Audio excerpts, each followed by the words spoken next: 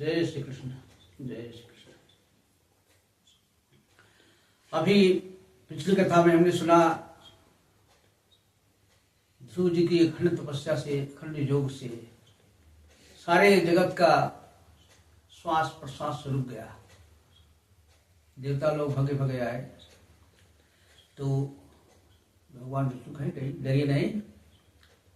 और ये उत्तानपाद का पुत्र ध्रुव जो एकदम कठिन तपस्या कर रहा है, मैं चल करके उसको इस कठिन तपस्या से मैं निवृत्त कर दूंगा और फिर सभी लोग पूर्ववत जो है खुशहाल हो जाएंगे।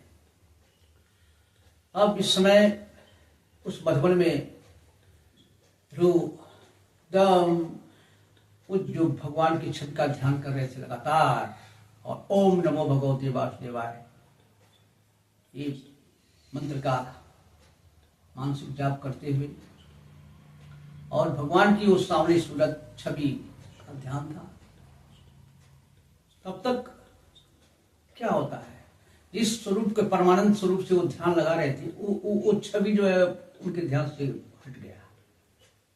अब जब वो स्वरूप हट गया तो ये ध्रुव जी घबरा गए और तत्काल वो आंखें खोले, और जब आंखें खोल रहे हैं तो देख रहे हैं वही विराट, वो साक्षात भगवान विष्णु जी जिस स्वरूप की कल्पना में वो हमेशा ध्यान 6 महीने से कर रहे थे, और सामने खड़े हैं।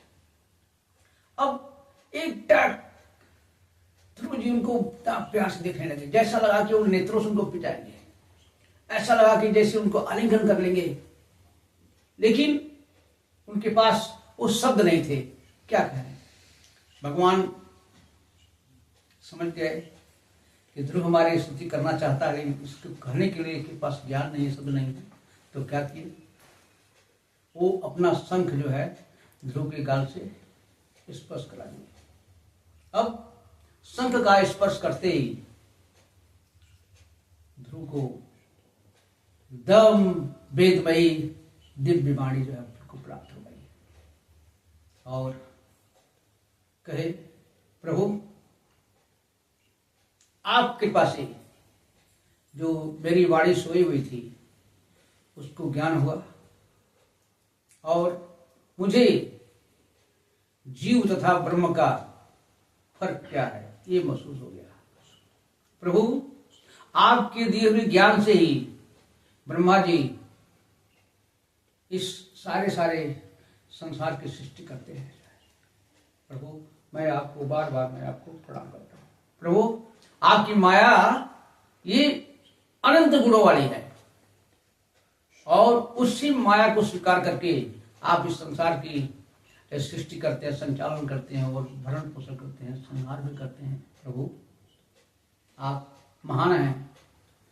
और हे प्रभु, जो व्यक्ति आपकी चरण रज की सेवा के अतिरिक्त अन्य उद्देश्य को ध्यान में रख करके आपकी प्रार्थना करता है उसका तो जीवन बेकार है, क्योंकि विषय और इंद्रियों के सुख तो नरक में भी मिल जाते हैं। सबसे अधिक भक्ति का फल यही है, भजन का फल यही है कि आपके चरण को जो है सुगंध मिल जाए। आपके चरण का वो सुगंध पाने के लिए भक्त लोग कितनी कितनी तपस्याएं करते रहते हैं। प्रभु आप महान हैं। हे प्रभु, और मैं चाहता हूं कि हमें ऐसे भक्तों का संसर्ग दीजिए जो नित्य प्रति आपकी कीर्तन, आपकी लीलाएं का कथन करते रहते हैं। मैं उन्हीं के संगत में रहना चाहता हूं। प्रभु आप धन्य हैं और आपके नाभ समुद्र से ये सर्वलोकमय एक जो सुवर्णमय कमल हुआ था और उसी पर के बैठ करके ब्रह्मा जी सारे सृष्टि का संचालन करते हैं। प्रभु आप अंतर्यामी हैं और हर मनुष्य के लिए ये सबसे बड़ी बात कि अगर उसके जीवन में आपके चरणों के प्रति प्रेम हो जाए तो सब उसके आगे ये सब कुछ बेकार है। भगवान ध्रुव की प्रार्थना से बहुत प्रसन्न हुए, मुस्कुराए और कहे,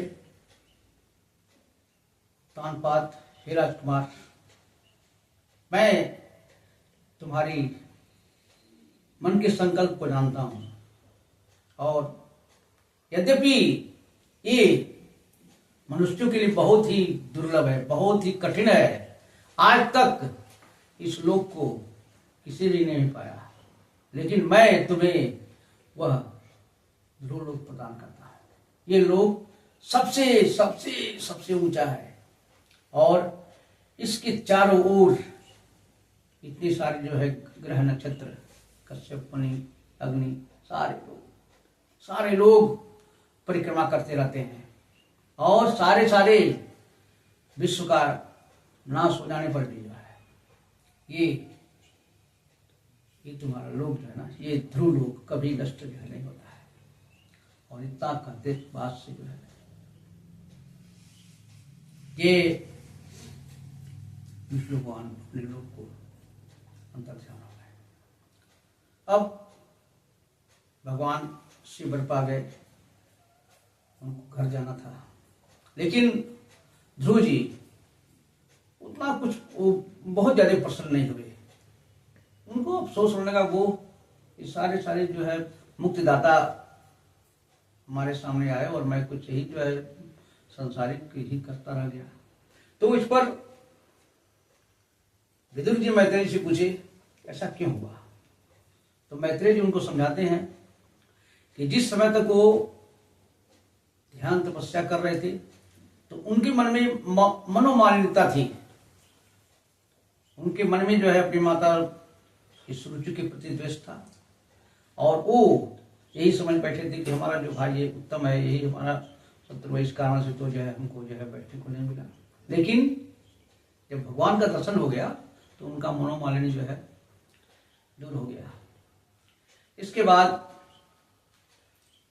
नारद जी के द्वारा भी जो है इनको तानपाद को समाचार मिल गया कि ध्रुव वापस आ रहे हैं। तो उनको तो जैसे आश्चर्य हुआ, आश्चर्य ऐसे हुआ जैसे कि जमलोक से गया हुआ व्यक्ति जो है वापस आ जाए, इस तरह का उन्होंने अनुभव किया। अब ध्रुव की अगवानी के लिए एकदम अच्छे से रथ पर सुसज्जित होकर के, और फिर जो है ब्राह्मणों को, ऋषियों को साथ करके उनकी अगवानी करने के लिए लोग गए लोग, और इस सुनीति भी गई, सुरुचि गई, सारे और भेंट हुआ। ध्रुव जी ने जो है सबको प्रणाम किया, उत्तानपाद ने उनको अपने एकदम हृदय से लगा लिया। कितना ही जो है लोग कहे कि भाई देखिए कितना ही जो है ये भाग्यशाली है जो है उत्तानपाद, और इनका दिन वापस आया। और इसके बाद एकदम से हर चीज जितना भी स्वागत हो सकता है जो है पूरी राज्य को सजाया गया, और धीरे धीरे ध्रुव जी थोड़ा बड़े हो गए। तो इसके बाद इनके मन में अब थोड़ा वैराग्य हो गया, अवस्था भी हो गई थी। तो ध्रुव जी को जो है ये त्रिभुवन का राज सौंप करके ये अपना संन्यास ग्रहण किए और वन की ओर चले गए। अब इन्होंने जो है 2 शादियां की थी। माई की पुत्री इला थी, और एक जो है प्रजापति उनकी, तो 2 हुआ जो है, और उनके 2 पुत्र जो है पैदा हुए। एक थे वत्सर,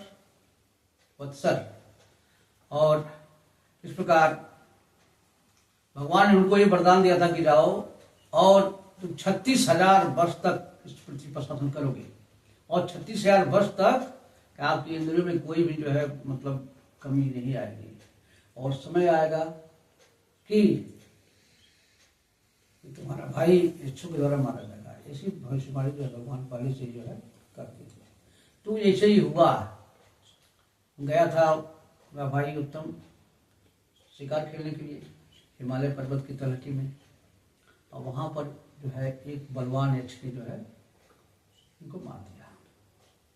अब ये समाचार ध्रुव को पता चला।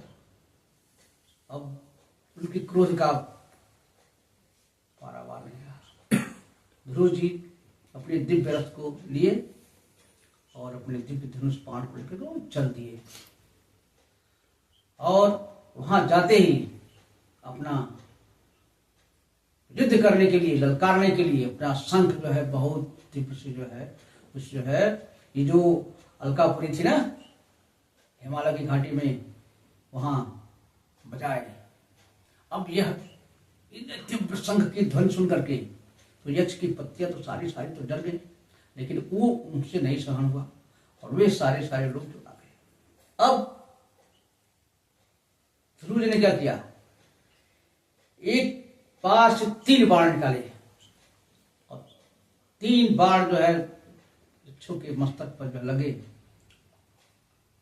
तो उनकी बहादुरी का तारीफ की है, लेकिन वो भी जो है अपने कौशल का प्रयोग करते हुए 6 निकाले। अब बहुत ही भीषण युद्ध हुआ और एक बार तो ऐसा हुआ कि अपने तमाम अस्त्रों से जो है सारे ध्रुव के रथ को और ध्रुव को एकदम सब ढक दिए। अब देख करके जो महर्षि लोग थे तो बेचारे लोग, ये क्या हुआ, ये तो लग रहा है यक्षों की सेना जो है मानव रूपी सूर्य को जो है खत्म कर दिया। लेकिन फिर एक चमत्कार हुआ और जैसे बादलों के बीच से जो है सूर्य भगवान प्रकट हो जाते हैं उसी तरह से वो रथ में जो है बाहर आए और फिर अपने दिव्य अस्त्रों से जो है सारा सबको, अब पूरी ये धरती जो है यक्ष की जो है सिर से, बाहों से, मुकुटों से सब पट गई और जो चोटिल हुए थे अब वो ऐसे यक्ष बेचारे जो है डर करके क्या किए, युद्ध स्थान को छोड़ करके जो है भग गए। अब इसके बाद ध्रुव के मन में हुआ कि चल के जो है अलकापुरी को थोड़ा देखें कैसा है अलकापुरी, लेकिन फिर अपने मन को रोक लिए, कहे नहीं होता ये जो मायावी है इनके मन में क्या चल रहा है, जो है क्या कर डालेंगे। और हुआ भी वही। अभी ये सोच ही रहे थे, एकदम बादल घनघोर हो गया, अंधेरा, और ऐसा लग रहा था कि समुद्र जो है एकदम आगे बढ़ता रहा है।